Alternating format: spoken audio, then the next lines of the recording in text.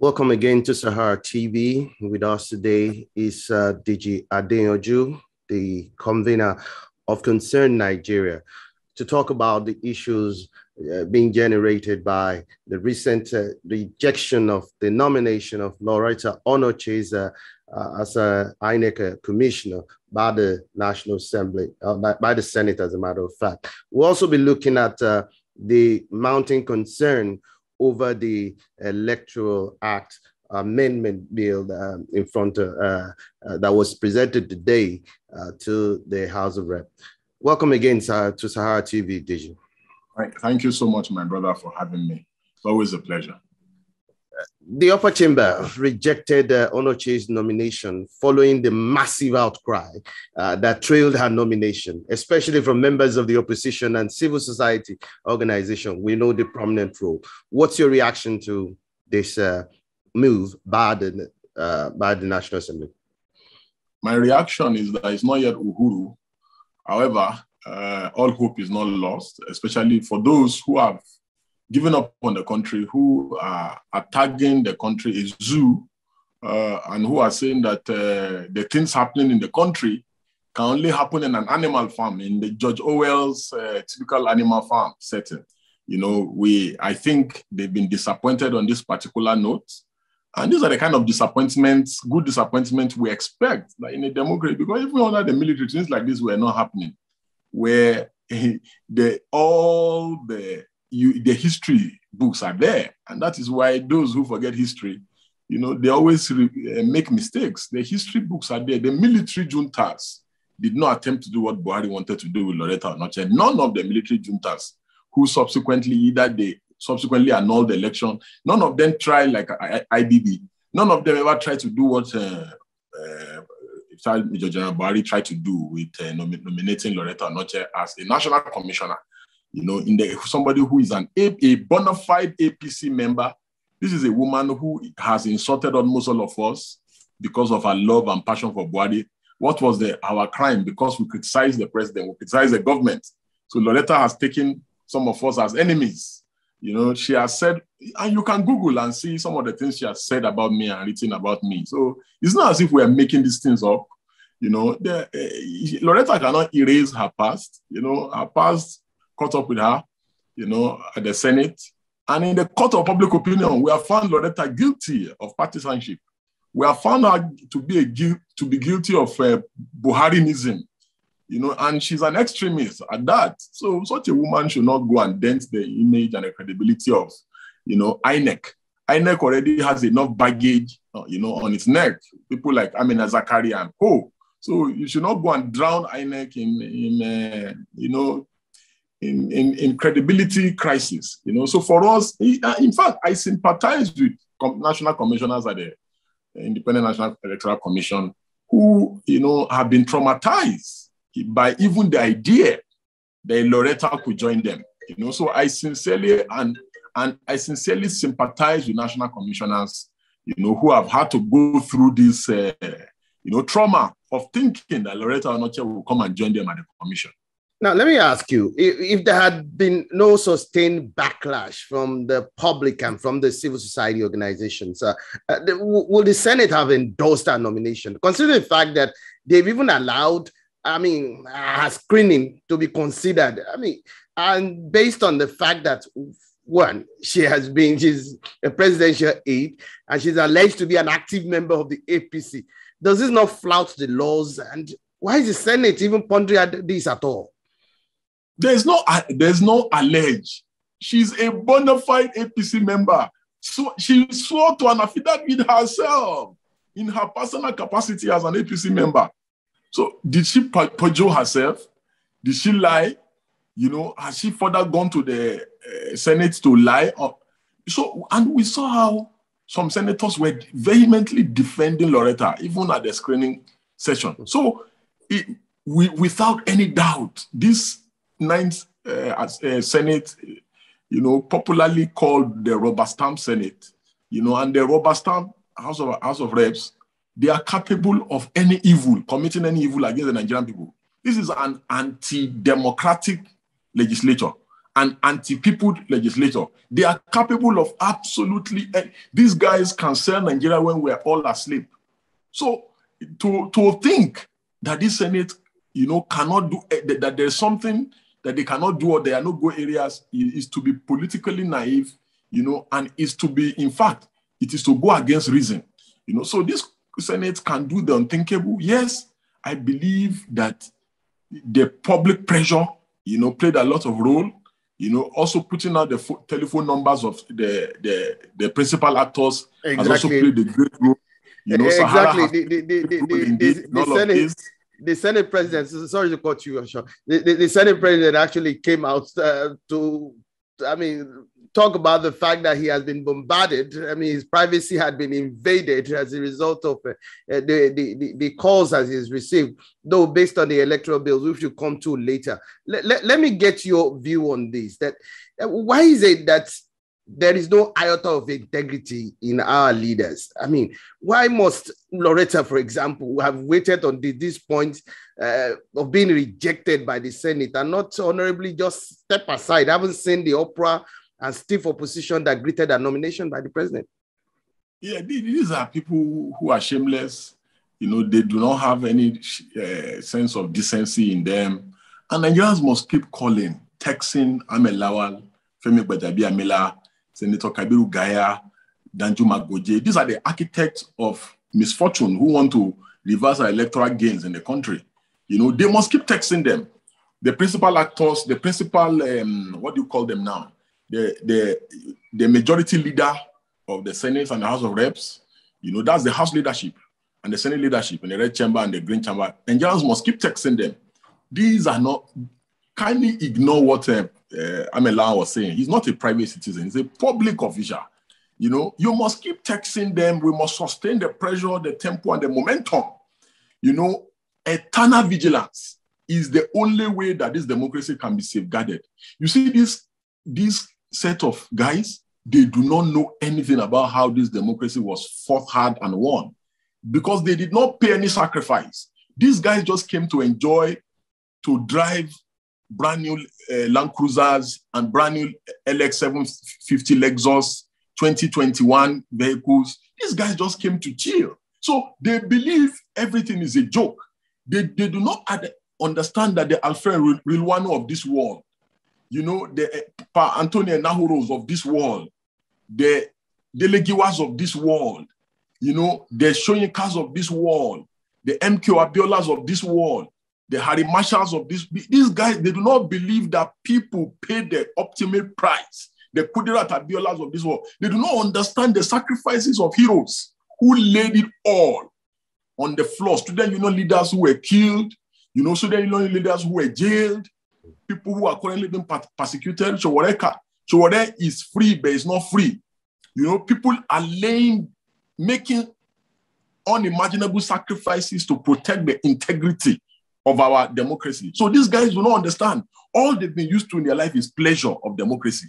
So that is why they can go and be proposing anti-media bill, anti-protest bill, anti-human rights bills, anti-people bills. All they're interested in is making sure that they subvert the will of the people, they intimidate the people, they cow the people. So they cannot understand why people will be complaining that you should not appoint a partisan person as a national commissioner in INEC. They cannot understand why electronic transmission of results is important because it eradicates rigging. The idea of snatching ballot box is outdated now because INEC says any polling booth where there is violence, the election is automatically cancelled. So politicians now have to go and buy votes at polling units. Now, if you say no electronic transmission of results, what it simply means is that at transmitting from my polling unit to my ward collation center, people can just snatch the paper, destroy it, or falsify it, or change the figures, and he will declare himself winner, like Hope Uzodinma, who came forth, but miraculously by Supreme Court statistics, he's governor today. So these guys, sometimes it's like they have a superficial problem or psychological problem to comprehend that these guys, they are intentionally endangering our democracy. So the reasons why they cannot understand and appreciate this is because they did not pay any sacrifice. No member of their family paid any sacrifice. None of their leaders paid any sacrifice. Look at all that the Ghanaians of this world did for our country. So they cannot relate because they are reaping where they did not sow anything. So, and that's why you can see by their conduct, that they are just determined, believing that they will be in power forever, because PDP once boasted that they'll be in power for 60 years. But where are they today? It is PDP today who are now praying and pushing for electoral reform, things that they should have done when they were in power. So it's unfortunate, but this is the reality. Now, there are still palpable fears and concerns. Knowing this precedent, Nigerians are still bothered that it is, you yourself mentioned earlier that it is not yet a uhuru. Considering the antecedents of this precedent and what he's done in recent past, there are palpable concerns that he will represent Loretta Onochie's nomination to the National Assembly, and eventually the National Assembly will have no choice, considering the fact that, on quote, the rubber stamp will eventually endorse this. Do you see this playing out, and what actions will be taken thereafter? In my view, what Buhari cannot do does not exist, in my view. And his record, his antecedents, anybody that believed in 2015 that Buhari will repent or is a repentant Democrat, that's the height of naivety. There's nothing Buhari is doing today that we did not predict in 2015, 2014, 2013, 2014. Even many of us have been predicting it since 2011. So there's nothing he's doing that is surprising. This is who Buhari is. Buhari cannot change. He has gone, there's a stage you get to in life. After puberty, maturity, your characters have been formed, you have developed your basic tendencies, and the way you react to issues, you can no longer change. So expecting a great-grandfather to change at this age is a waste of time. So Buhari is not going to change. This is who he is. He does not understand the concept of democracy. He does not even understand the ideals upon which democracy should rest. Buhari, who was a serial protester, a serial critic, all of a sudden today has become in fact, Buhari is a 2.0 tyrant who does not want anybody to criticize him, who sees protest. Look at what he said about protest. He said they were trying to overthrow his government. So you can imagine somebody with that imbecilic mentality. You want to now communicate to him why you need an independent person to be in charge of INEC. No, what he's saying is that his party must continue winning election. So our people, you have to go and bring lists of people, these people who can do our bidding. These are people that can guarantee our victory at the polls. So that's the way he's looking at election. So they gave him the electoral bill amendment just before the election. He says it's too close to election, that maybe they sneak in something inside. So, and that may make us lose election. So for that reason, I will not sign it. So you can see the kind of mentality. This is the kind of person they went to bring out of retirement to come and govern Nigeria. So, and this is one of my prayers, is that may Buhari continue to terrorize the majority of those who brought him out in 2015 to rule, because the only way that people can learn, people like Ashiwaju or this people, the only way they can learn never to go and you don't eat with a tyrant, even with the longest of spoons. Because such people, all they do is destroy. All Buhari knows how to do is to destroy. So there is no justification. Jonathan was not perfect. Jonathan was not right. But at least people could criticize Jonathan without going to jail. People could hold rallies. Go and hold rally today in Abuja. If the SSS or the police does not attack you, they will unleash thugs on you, and look at what is going on in the country today. We have never witnessed this large-scale abduction and kidnapping before. People were kidnapped in Chibok. The whole country, heaven almost came down in Nigeria. Today, people are abducted. It's as if nothing has happened. People move on. Nobody's criticizing the president. The buck has stopped. The buck no longer stops at the table of the president because of fear. Media organizations are afraid. I was on AIT earlier. They were afraid to even allow me to air my views. So it has gotten to that level, And again, many people have compromised because of fear, because of intimidation. Who don't want to go to jail, And so you can see a situation where this president can absolutely do anything. So, nominating Loretta Onochie, I will not be shocked. Now, let me away from Loretta's rejected nomination. There are mounting concerns over what political analysts and social critics called attempts by the federal legislators to rig the 2023 general elections ahead of time through the manipulation of the Amendment Bill 2021. The Senate President has kicked against what he described as a calculated blackmail against the leadership of the National Assembly over this act, which was presented today. And that he made the statement that those accusing the National Assembly of tampering with Electoral Act amendments reports are rabble-rousers, and not just rabble-rousers, they are mischievous and misinformed. What's your reaction to this? The Senate President, this is the worst Senate President we ever had in the history of this country. The worst. Even in a dream, nobody would have dreamed that the doctrine of separation of powers, which is enshrined in Section 4, 5, and 6 of our Constitution, will be so blatantly abused and disregarded like as we currently find it under Lawal and Baja. It's unfortunate that by his own admission, this Senate President said, whatever the President wants, once he brings it to us, we will stamp it. He himself said that. So the greatest rabble-rouser in the Federal Republic of Nigeria is Ahmed Lawal and Femi Gbajabiamila. The only thing they are good for is approving loans for the president. They have not added one single value to the political development of Nigeria since 2019. They are the worst of the worst. People like this should never head the parliament, even in a banana republic. So you can see that he is saying that people are insinuating. This is what it is being done. Their fellow colleagues have spoken to me. Their fellow colleagues in the Ninth Assembly have told me that this is what they are planning. People that they've sat together, they've had meeting with on how they are going to reverse our electoral gains have spoken to me. And Ahmed Lawal still has the guts to come and tell us that people who are raising alarm are rabble-rousers. So it is clear from the beginning. Immediately Lawal opened his mouth and said, whatever the president wants, he will. And that is why many Nigerians are shocked that he did not rubber stamp Loretta Onoche.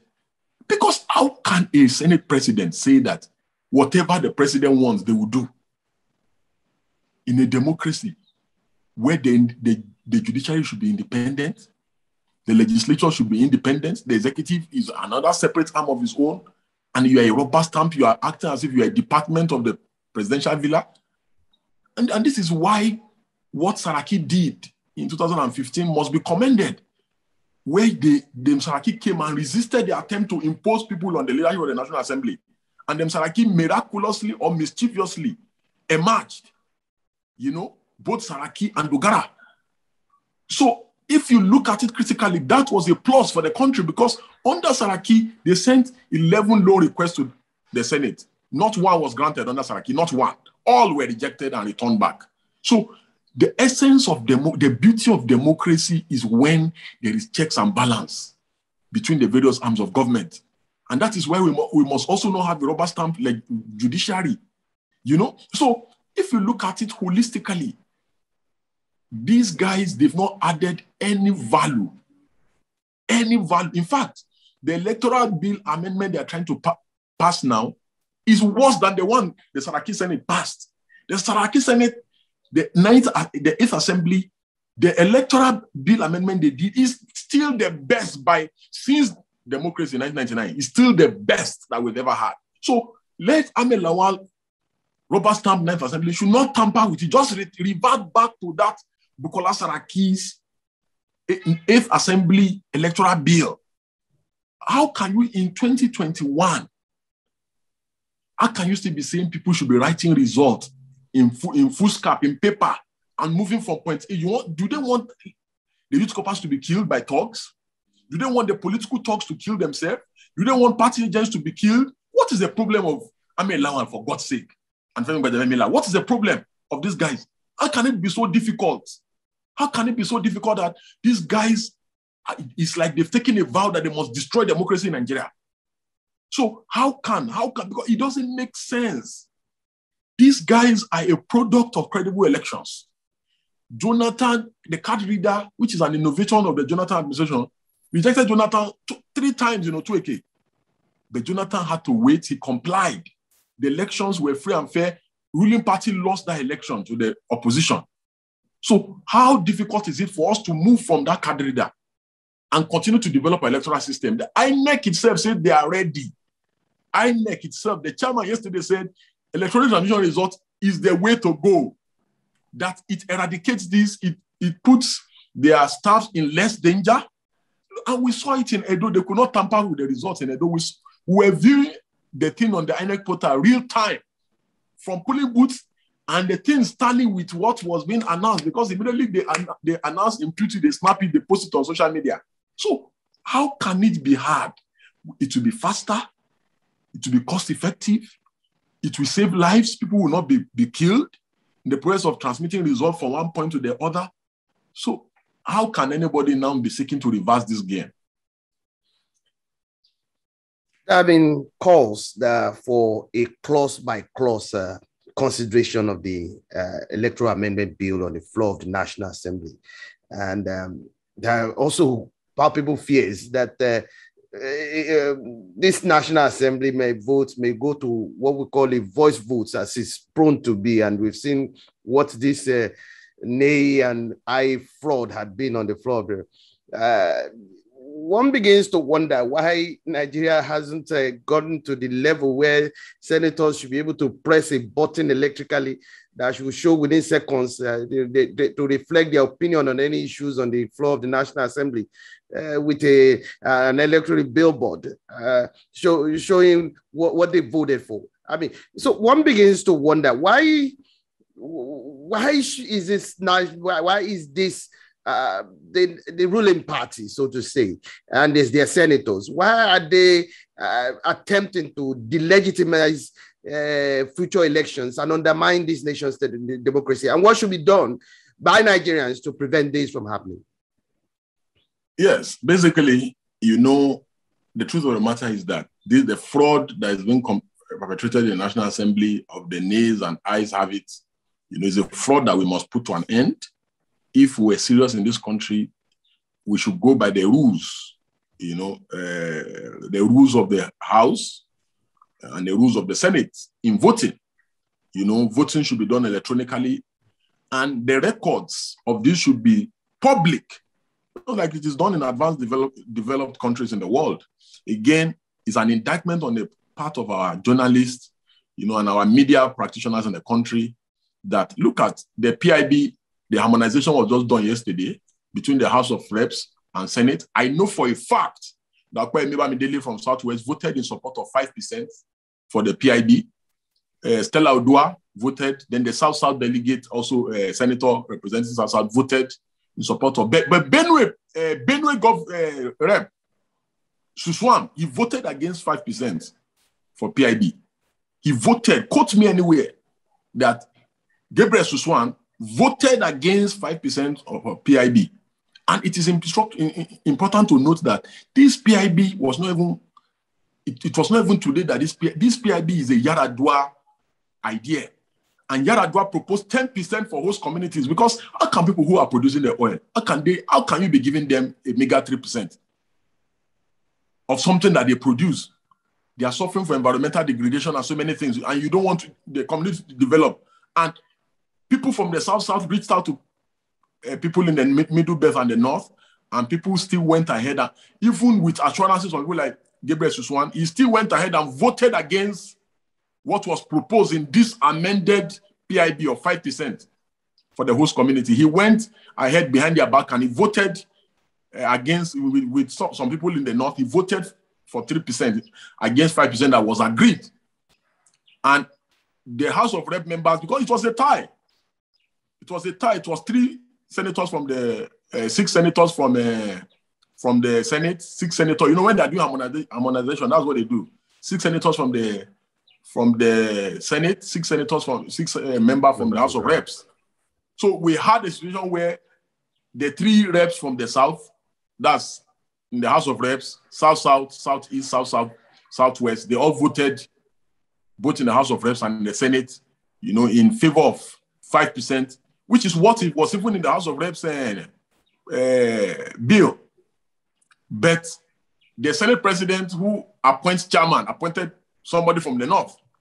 So when at the end of the day, Suswan, who they were counting on to help win the 5%, voted in line with his fellow Northern senators after all the agreements that was reached with him. And then there was a tie. Then the chairman who was appointed by the Senate president also voted in favor of 3% as against 5%, which is not even there yet. Yar'Adua proposed 10%. But this Senate had agreed on 5%. They still slashed it down to 3%. Now, leaving the issue of PIB, because I don't even want to be involved in the PIB debate. Leaving the issue of the PIB, what are we talking about here? You want to do something as important, as sensitive as the electoral bill amendment. It should naturally be clause by clause. And this is what many of us, we have proposed that it should be clause by clause. For instance, why hike issue of campaign funding to 15 billion? Where do you want me, I'm contesting for president, where do you want me to see 15 billion naira from? That's what is in the new Electoral Act. Where do you want me to see 15 billion naira from? Why should I be contesting for president of Nigeria and you say I should go and look for 15 billion to run for an election? Why should it be more than $1 billion naira? Even $1 billion naira is outrageous. So you look at these issues dispassionately and you wonder, you begin to say, is it that we want armed robbers to come and run elections in Nigeria so that they can come and mortgage the country?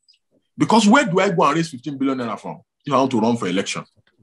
Where, okay, how do you want me to raise it if not to go and meet the Aliko Dangotes of this world and subsequently mortgage the country to them? That being said, there is no how you can vote on an important issue as the electoral bill by saying, no, that's the fraud. People should electronically vote and we should be able to obtain, this is how voting was done. These are the people that voted for, these are the people that voted against. You know, this is what a democracy should look like. Finally, from draconian social media regulation bill to crooked electoral law amendments to the brazen exoneration of themselves from the mess that this country has been, the petroleum industry bill joke, so to say, and which was recently passed, and the current NBC press freedom gagging bill. And, you know, just to mention a few, one begins to wonder, Nigeria's democracy is entering on the brink by this President Buhari regime. The question I really would love for you to help us clarify at this point in time is, what should be done to stop this national emergency that is threatening the future of Nigeria's democracy? You see, when we begin to criminalize constitutionally guaranteed rights in the country, for instance, 5 Buhari must go protesters were arrested because they were wearing a t-shirt by the state security services. But Shegumi is roaming the streets. Other people went to go and protest the arrest of the 5 people, and many other people again were arrested again by the same SSS. A letter was written by bandits in Kaduna to the Bethel Secondary School that next week we are coming to kidnap. They gave a specific date. The SSS could not gather intelligence to prevent the attack. The bandit, true to their words, came on the said date and abducted 120-something students. Complete failure of intelligence. But when it is time to harass protests, there's practically nowhere that anybody is doing any anti-government protest in Abuja today, that if you spend 30 minutes or 20 minutes there, that the SSS or the police will not descend on you. But when it is time to carry out pro-government protests, there's always security cover, protection, and even drinks and entertainment for them. So when these things begin to happen and people keep quiet, look at what happened during NSAS. There was a unanimous decision by the generality of this country that we are tired. If 200,000 people come out on the street, believe me, in fact, majority of the problems that we are being confronted with today, we stop in the country. If 200,000 people come out and we stay on the street for 1 week, we'll find solutions to majority of the problems that are confronting us today in the country. The only way out for us as a country is to take our destiny in our own hands. Because people challenge Abacha in this country. Kudirat Abiola challenged Abacha in this country. You know, people were still protesting under Abacha in this country, under Babangida in this country. You know? So, even under Buhari, when he was the military head of state, under Buhari, when he was military head of state, and even before him, the military were obeying court orders in this country. But today, under the military, under a so-called civilian regime, judges are afraid to even make pronouncements in court. Many orders of court have been disobeyed and disregarded. The reason is because we as a people, we have failed in our responsibility and obligation. If citizens fail in their responsibility and obligations, they are encouraging the impunity of the leaders. The reason why we're having it so bad is because we as citizens, we have failed in our primary responsibility of holding leaders accountable. We are all guilty. We are all culpable. And we must begin to take the blame, you know. And for me, in closing, I believe that the situation in Nigeria can still be salvaged by the collective efforts of all citizens. Thank you. Thank you so much, Deji Adeyanju. Really appreciate your insightful analysis and perspective.